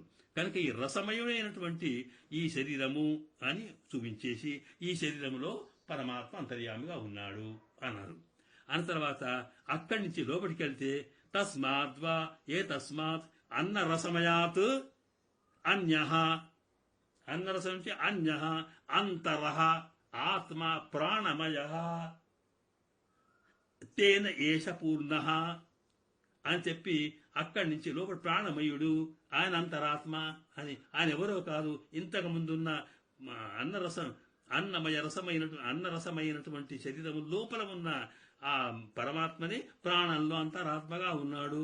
తస్మాత్వా ఏ తస్మాత్ అన్యః అంతరాత్మ మనోమయః తేన ఏష పూర్ణః అని మన తర్వాత అక్కడి నుంచి ఎవరు ఆయన శారీర ఆత్మ యః పూర్వస్య ముందు ముందు ఇది శరీరము. శారీర ఆత్మ ఎవరు అంటే అన్నరసమయమైనటువంటి శరీరానికి ఈయన ఆత్మ, ప్రాణమయమైన శరీరానికి ఈయన ఆత్మ, అలాగే మనోమయమైన శరీరానికి ఈయన ఆత్మ. అలాగే ఆ తర్వాత తస్మాద్వా తస్మాత్ అన్య అక్కడేం చెప్పి అంతరాత్మ విజ్ఞానమయ, ఆ విజ్ఞానమయానికి ఆత్మ, తస్మాద్వా తస్మాత్ అన్య అంతరాత్మ ఆనందమయ తేన ఏష పూర్ణ అని విజ్ఞానమయానికి అంతరాత్మ ఉన్నాడు అని ఇలాగ పరమాత్మ మనలో ఉన్నాడని చెప్పడం కోసం ఒక్కొక్క కోశము అందులోనే వ్యాపించి ఉన్నాడు, అందులో ఉన్నాడు. అంటే ఇక్కడేంటి శరీరం లోపలే ఉన్నాడా, ప్రాణమయుడే ఉన్నాడా, లేక మనసులోనే ఉన్నాడా అంటే ఏంటి? ఇది గుర్తు చూపిస్తుంది. దీనికే ఇక్కడ శాస్త్రం ఏం చెప్పిందంటే ఇక్కడ 2 న్యాయాలు చూపించారు. న్యాయం అంటే పద్ధతి అన్నమాట. ఒకటి శాఖ చంద్ర న్యాయమని. ఒక బాలుడు చిన్నపిల్లాడు తల్లిని అడిగాడమ్మా చంద్రుడు ఎక్కడున్నాడని. ఆ చంద్రుడు ఎక్కడున్నాడు, ఎక్కడ దూరంలో ఉన్నాడు కనిపిస్తున్నాడు. ఆయన చూపించాలంటే ఏం చెప్పాలి? ఇదిగో ఇక్కడ నీకు చెట్టు కనిపిస్తుంది కదా, ఆ చెట్టు కొమ్మ లాచుకుని చూడు, ఆ కొమ్మ అవతల చెట్ల చూడు, బయట ఎక్కడో అక్కడ ఉన్నాడు అని ఎక్కడో ఉన్నటువంటి చంద్రుణ్ణి చూపడం కోసము ముందుగా ఉన్నటువంటి ఒక శాఖ చెట్టు కొమ్మ చూపించి ఆ చిరి కొమ్మ అవతల ఉంటాడు అని చూపడం వల్ల దాన్ని తెలపడం కోసం దగ్గర కనిపిస్తున్న కొమ్మను పెట్టుకున్నారు. దీన్ని శాఖ చంద్రమణం అంటాం. శాఖ చంద్ర న్యాయమని. అట్లాగే మరొక మాట ఉంది ఏంటంటే ఇది స్థూల అరుంధతి న్యాయమని. అరుంధతి అనేది ఒక నక్షత్రం. అది సాధారణంగా వశిష్ఠుని యొక్క భార్య అరుంధతి అని పురాణాలు చెబుతాయే. ఆ మహాపతి వ్రత. సాధారణంగా పెళ్లిళ్లలో పెళ్ళైనటువంటి వధూవరులకి మొట్టమొదటి ఆకాశంలో చుక్కలు చూపిస్తారు. దాన్ని అరుంధతి దర్శనం అంటాం. ఎందుకంటే ఇక్కడ కూడా వశిష్ఠ అరుంధతుల్లాగానే అలాగే మంచి అన్యోన్యంగా పాతివ్రత్యం కలిగి ఉండాలని చూపడం కోసం. ఆ చూపేటప్పుడు ఏం చేస్తాం అంటే అరుంధతి నక్షత్రం చాలా చిన్నగా ఉంటుందట. అది సూక్ష్మంగా కనిపించడానికి వీలులేనంతగా ఉంటుంది. దాన్ని చూపాలనుకున్నప్పుడు ఏం చేస్తాం, అక్కడ ఉండే నక్షత్రాలను చూసి ఇదిగో ఈ నక్షత్రం ఉంటుంది కదా, ఆ పెద్ద నక్షత్రం ఉంది కదా, దాని పక్కనే ఉంటుంది అరుంధతి చూడు అని చూపిస్తే అంటే స్థూల నక్షత్రాలు పట్టుకుని సూక్ష్మ స్థితిని చూపించినట్టుగా దీని అరుంధతి న్యాయం. ఇలాగే ఇక్కడ పరమాత్మ ఆనందమయుడు ఎక్కడుంటాడు శరీరంలో అంటే ఇదిగో ఈ శరీరము, ఆ శరీరం లోపల ప్రాణము, ఆ ప్రాణం లోపల మనసు లోపల విజ్ఞానము, ఆ విజ్ఞానం లోపల జీవుడు దానికి అంతర్యామిగా ఉంటాడు అని ఇలాగా ఆనందమయుడి యొక్క తత్వం చెప్పడం కోసం ఒకదాన్ని చెప్పి ఇందులో ఉంటాడు అని అర్థమైన తర్వాత ఇందులో కాదు ఇంకా ముందుకెళ్ళు, అందులో ఉంటాడు ఇంకా ముందుకెళ్ళు ఎలా చూపిస్తూ చివరికి మనలో యో వేద నిహితం గుహాయాం, మనలో ఎవరైతే ఉన్నాడో వాడిని చూపడానికి ప్రయత్నం చేస్తుందట. కనుక ఇలాగ అన్యుడు ఆనందమయుడైన వాడిని అక్కడ చూపడానికి ప్రయత్నం చేస్తే ఇక్కడ వచ్చిన ప్రశ్న ఏంటంటే ఇలాంటి ఆనందమయుడే ఈయన నిజంగా అక్కడ తస్మాద్వా ఇదంతా చూసి చివరికి ఏంటంటే తస్మాద్వా ఏతస్మాత్ అన్యః అంతరః ఆనందమయ అని ఏతస్మాత్ అన్యః అంతరాత్మ విజ్ఞానమయ అని ఆ విజ్ఞానమయం నుండే విజ్ఞానమయాత్ అన్యః అంతరః ఆత్మ ఆనందమయ అన్నారు. ఈ ఇక్కడ సమస్య వచ్చిందంటే అసలు ఈ సిద్ధాంతంలో విజ్ఞానమయ అంతరాత్మ అన్నప్పుడు ఈ ఆనందమయుడు అనేవారు ఇందులో ఉన్న పరమాత్మనా లేకపోతే దీనికి పంచకోశాలకు అతీతంగా ఉన్నవాడా అనేది ఇక్కడ మళ్ళీ మనకి అద్వైత సిద్ధాంతంలో వాళ్ళకి ఏంటంటే ఇక్కడ లోపల ఇది మీరన్నట్టుగా వీడున్నవాడు జీవుడే. జీవుడి అంటే సాంఖ్య సిద్ధ పద్ధతి ప్రకారము జీవుడు పురుషుడు.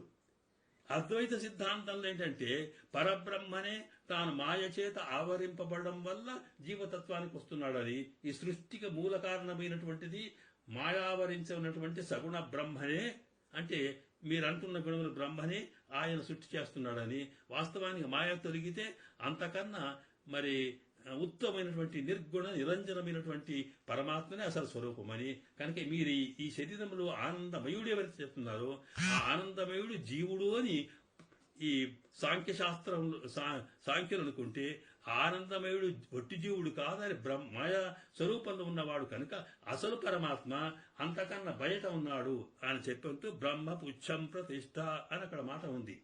ఇలాగ సరే అని మనం అంత దూరం దాకా వెళ్లాల్సిన అవసరం లేకుండా దీంట్లో వచ్చిన ప్రశ్న ఆనందమయుడు అనేవాడు జీవుడా లేకపోతే పరబ్రహ్మణ, ఇది దీంట్లో ఉండే సందేహం శంక అన్నామే.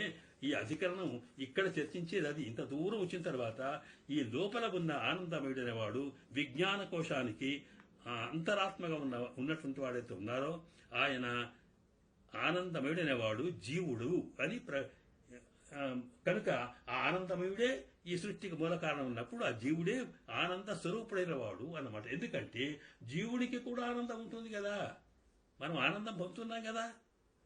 కానీ ఈ ఆనందం ఎలాంటిది? ఇది దుఃఖ మిశ్రితమైన ఆనందం, తాత్కాలికమైన ఆనందం. కనుక వాస్తవానికి అక్కడున్న ఆనంద స్వరూపుడు అనంతమైనటువంటి ఆనందం కలవాడు చెప్పడం కోసం ఇక్కడ సంశయం ఏమిటి? పై శృతిలో ఇక్కడేంటి?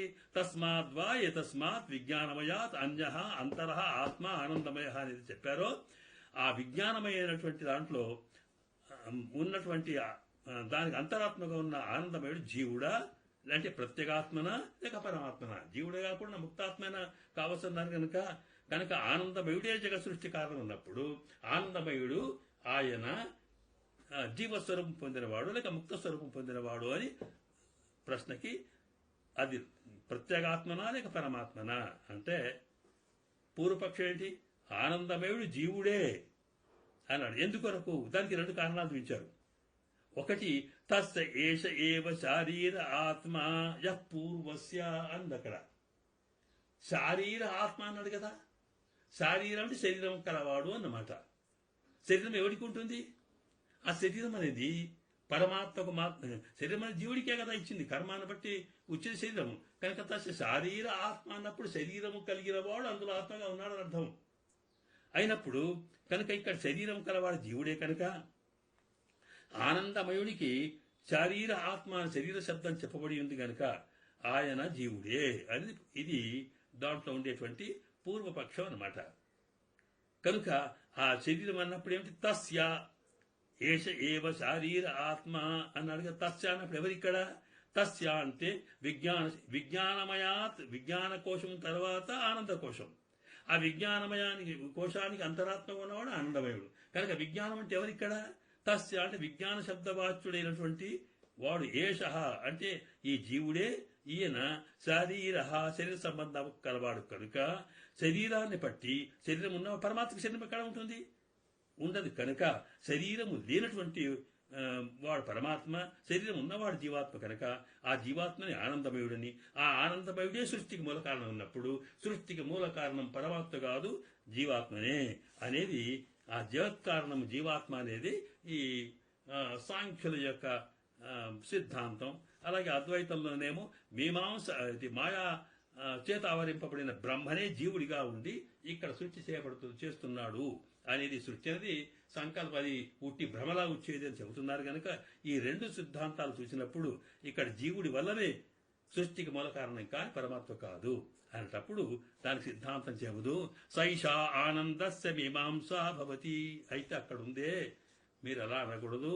ఎందుకనకంటే ఆనందమయ అభ్యాసాత్ అని అక్కడ చెప్పి ఉంది. ఇక్కడ ఆనందమయుడంటే ఎవరు అంటే ఏది ఆనందం ఎలా ఉంటుంది దాన్ని బట్టి జీవుడా ఆనందమయుడు కాకపోతే పరమాత్మన చెప్పొచ్చు. ఎందుకంటే ఇక్కడ యతో వాచో నివర్తంతే అప్రాప్య మనసా సహ ఆనందం బ్రహ్మణో విద్వాన్ నవివేది కుతశ్చన అని ఇదే ఆనందవల్లిలో ఆనందం యొక్క మీమాంస చేస్తుంది. ఆనందం అంటే ఏమిటి, అది ఎట్లా ఉంటుంది అని చూపించేటప్పుడు ఇక్కడ దాని ఆనందమయ అభ్యాసాత్ అన్నారు కదా. అభ్యాసం అంటే అది ఎంతగా చెబుతుందో, ఎంత విశేషం చెబుతుందో చెబుతూ అసలు ఆనందం ఏమిటి, ఆనందమయుడు అన్నామే, ఆనందమయుల్లో ఆనందం ఎంత ఉంటుంది దాన్ని బట్టి జీవుడా పరమాత్మ నిర్ణయం చేయాలి. ఆనందం నిరాగారప్పుడు ఎట్లా ఉంటుంది అనేటప్పటికీ అక్కడ ఆనంద స్వరూపం చర్చిస్తుంది. అదే ఉపనిషత్తు. అక్కడేముంది, ఇక్కడ ఆనందమైన ముందు మానుష ఆనందం ఏమిటి అనేటప్పుడు యువా స్యాత్ సాధు యువాధ్యాయక ఆశిష్టో దృఢిష్టో బలిష్ట తస్య పృథివీ విత్తపూర్ణ స్యాత్ అని చెబుతూ స ఏకో మానుష ఆనంద ఆనందం అనే దాన్ని నిర్వహణ చేస్తూ మనకు ఆనందం మనం పొందుతున్న ఆనందం అంటే మనుషులుగా మనం పొందుతున్నటువంటి ఆనందం అయితే ఉందో అది ఎంతది లోకల్లో మనకి ఏమానందం అంటే యువా స్యాత్ సాధు యువాధ్యాయక మనం యవ్వనం కలిగి ఉండాలి. ఆ యవ్వనవంతులైన సరే సత్ప్రవర్తన కలవాడు కావాలి. తర్వాత యవ్వనంగా ఉండడమే కానీ ముసల్తనం మనం ఇష్టపడమే. ఏది ఆనందం? ఎప్పటికీ యవ్వనంగా ఉండాలనుకోవడమే. మనిషికి ఉండే ఆనందంలో తాను చిన్నగా ఉంటే బాధలు, ముసల్తనం వస్తే బాధలు, కనుక యవ్వనంగా ఉండాలి అనుకుంటాడు. అది కూడా సాధు యువాధ్యాయక, తాను విజ్ఞానవంతుడై ఇతరులకు అధ్యాపన చేసేవాడు కావాలి. లేదా తనతో పాటు ఒక స్నేహంగా ఉండేవాడు కావాలి. ఒంటరిగా ఉంటే ఆనందం లేదు. యవ్వనం కావాలి, యువకుడై ఉండాలి, ఒంటరిగా ఉండకూడదు. అలాగే ఉన్నప్పటికీ కూడా ఎలా ఉండాలి అంటే తాను అన్ని రకాల ఆనందం కలగాలన్నప్పుడు ఏం కావాలి? ఆశిష్టో దృఢిష్టో బలిష్ట, బాగా మంచి ఆశిష్ట అంటే మంచి తినగలిగే ఆకలి ఉండాలి, మంచి శుభాన్ని పొందగలిగే లక్షణం ఉండాలి, ఆరోగ్యం ఉండాలి. ఆరోగ్యం ఉంటే దృఢిష్ట బలిష్ట, శారీరకమైనటువంటి ఆరోగ్యం బాగుండాలి, మానసిక ఆరోగ్యం బాగుండాలి. ఇవన్నీ ఉన్నప్పటికీ కూడా ఎంతంటే అంత అనుభవించడానికి శ్రీమంతం కావాలి. పృథివీ తస్య విత్తపూర్ణా స్యాత్ అని చెప్పి ఇలాగా మనిషి కోరుకొని ఆనందం ఏమిటంటే కావాల్సిన డబ్బు ఉండాలి, కావాల్సినంత ఆనందం అనుభవించడానికి వస్తువులు ఉండాలి, దాంతోపాటు మనకుండే కంపెనీ ఉండాలి, దాంట్లో ఎప్పటికీ మరి యవ్వనమే ఉండాలి, బలం ఉండాలి, ఉత్సాహం ఉండాలి, ఆకలి ఉండాలి. ఇన్ని రకాల ఉండి ఆనందాన్ని పొందగలగడమే దాన్ని ఏకో మానుష ఆనంద. ఇది మనిషికి ఉండే ఆనందాన్ని నిర్ణయం చేసింది. మరి ఇలా ఆనందం ఏదైతే ఉందో ఇది మరి పరమాత్మ ఎటువంటి దీన్ని పోలుస్తుంది. ఏం చేస్తుంది? తేజే శతం అని. ఇదిగో ఆనంద అనుభవం అనేది ఎవరికి? ఆత్మకి. దేని ద్వారా అంటే శరీరము ద్వారా. కనుక ఏ శరీరము ద్వారా తాను ఈ ఆత్మ అనుభవించేటప్పుడు శరీరం యొక్క పరిణామాన్ని బట్టి అది ఉన్నటువంటి పరిస్థితులను బట్టి ఆనందం దొరుకుతుంది. కనుక ఈ భూలోకంలో మనిషిగా ఉన్న ఆనందము కన్నా ఇంతకన్నా పైలోకంలోకి ఒకవేళ వాడు పుణ్యం చేసుకుని అక్కడ పుట్టాడనుకోండి, అక్కడ ఏమవుతుంది? ఆ లోకంలో ఉండే ఆనందం అట ఇంతకన్నా నూరంతలు ఎక్కువ ఉంటుందట ఈ ఆత్మకి.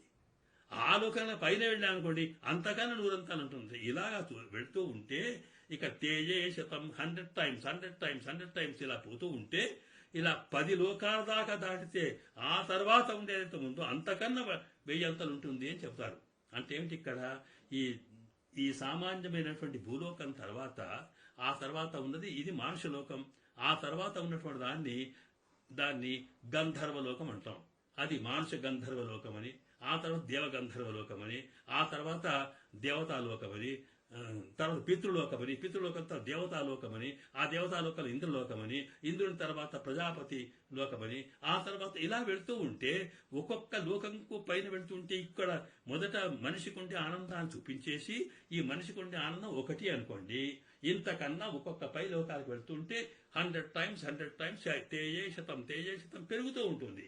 అలా వెళ్తే పరమాత్మ దగ్గరికి వెళ్ళేటప్పటికీ ఆ బ్రహ్మానందం 11వ లోకంలోకి వెళ్ళేటప్పటికీ అక్కడ ఎంత ఉంటుందంటే ఇక్కడ మనిషి ఆనందం నుంచి మనం ఇంటూ 100 ఇలా చేసుకుంటూ పోతే ఎంతైతే ఉంటుందో అంత ఆనందం బ్రహ్మదట. ఎంత ఉంటుందంటే యతో వాచో నివర్తంతే అప్రాప్య మనసా సహా అంటుంది.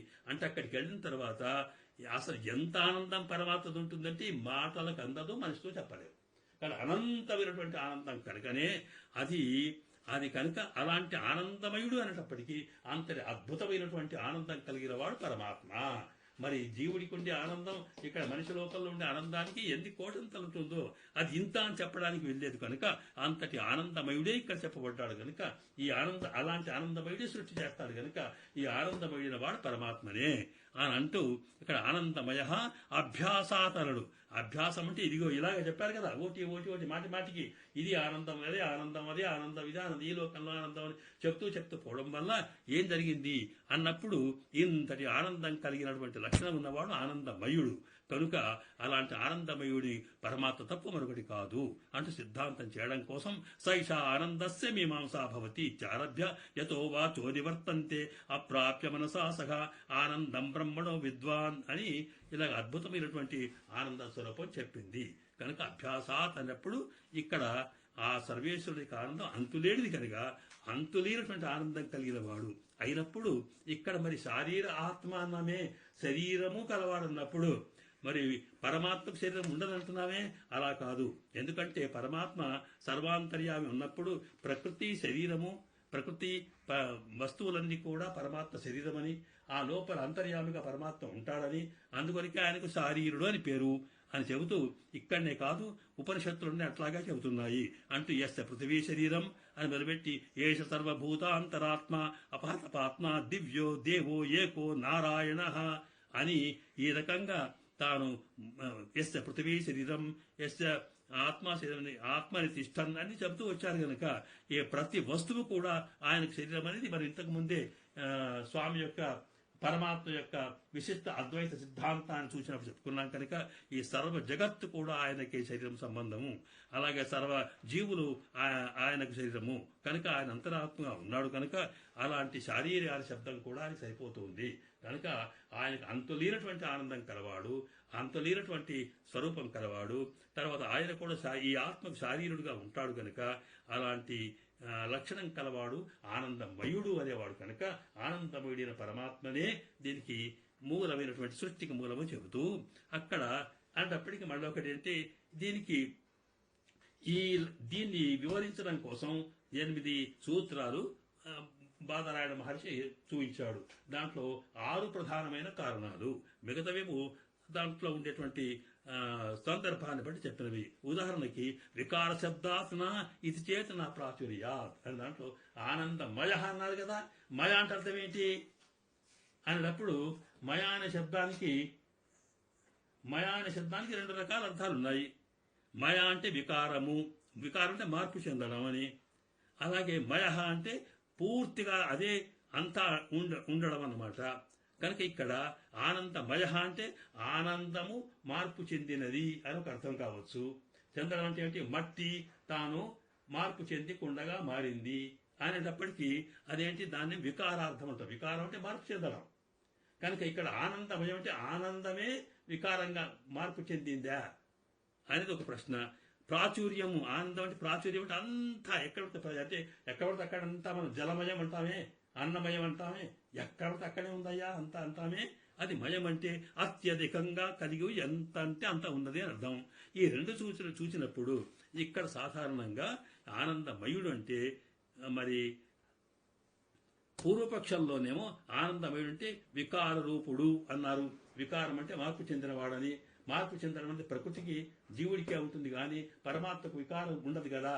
ఆయన వికారం చెందని వాడు కనుక ఈ మయ అనే శబ్దం వల్ల వికారం అనేది అర్థమవుతున్నప్పుడు పరమాత్మ వికారం లేనివాడు కనుక అక్కడ ఆనందమయుడు అన్నప్పుడు ఇక్కడ పరమాత్మ కాదు జీవుడే అని అర్థం. వాడు పూర్వపక్షం చేస్తే అలా కాదు. మయుడనే శబ్దానికి అక్కడ వికారార్థం కాకుండా సర్వ బ్రహ్మాండమైనటువంటి అద్భుతమైనటువంటి అధికమైన ఆనంద ప్రాచుర్యం కలవాడు అని చెప్పాలి. దానికే ఇప్పుడు ఆనంద మీమాంస చెప్పామే, మానసిక ఆనందం నుంచి అక్కడ దాకాలి. అంతటి ఆనందం కలవాడు కనుక అక్కడ ఆనంద శబ్దానికి మయ శబ్దానికి పరమాత్మనే అర్థము అంటూ ఇక్కడ దానికి ఉపాధి చెప్పి ఆనందమయుడంటే సాక్షాత్తుగా ఆనందం కలిగిన పరమాత్మ అని చెబుతూ వాటికి మిగతా కారణాలు కూడా చూపించాలన్నమాట. ఆ మిగతా కారణాల్లో మనకు 5-6 సూత్రాలు ఉన్నాయి. వాటిని మనం రేపు ఒకసారి విచారించుకునే అవకాశం చేస్తూ అలాగా ఈ 5-6 కారణాలు పరమాత్మనే ఆనందమయుడు, జీవుడు కాదు అనడానికి కారణాలు చూపించేటువంటి ఇతర సూత్రాలను సూక్ష్మంగా రేపు తెలుసుకొని మిగతా దాంట్లోకి వెళ్లే ప్రయత్నం చేస్తాం. కనుక ఈనాడు ఆనందమయ అధికరణంలో ప్రధానంగా మనకు అంతరాత్మ మన శరీరం లోపల 5 కోశాలుగా ఏర్పడిన శరీరంలో ఆనందమయ స్వరూపంలో పరమాత్మ ఉంటాడని, ఆయననే ఈ సృష్టికి మూల కారణమని, కనుక ఆ మూల కారణమైనటువంటి పరమాత్మ తప్ప మరొకటి కాదని, ఆయన ఆనందమయ స్వరూపుడని పరమాత్మ యొక్క స్వరూపం చెప్పడం అనేది దీంట్లో ముఖ్యమైన లక్షణం. ఇది ఈ ఆనందమయ అధికరణం అనేది మనకు శ్రీ భాష్యంలో అద్భుతమైన చర్చ అక్కడ కనిపిస్తుంది. అక్కడ ఏంటంటే మొత్తము అద్వైత సిద్ధాంతము, అలాగే మరి సాంఖ్య సిద్ధాంతము, వాటి మీద విశిష్టాద్వైత సిద్ధాంతము, చాలా అద్భుతమైన చర్చ ఉంది. దాన్నంతా కూడా ఇక్కడ కాకుండా కేవలం సూక్ష్మంగానే సూచనాప్రాయంగా చూపించారు. దాన్ని మనం చూస్తూ రేపు ఈ మిగతా 6 కారణాలు ఎలా చూపిస్తారో చూపిస్తూ మిగతా అధికారంలోకి వెళ్లే ప్రయత్నం చేస్తాం. ఓం తత్సత్.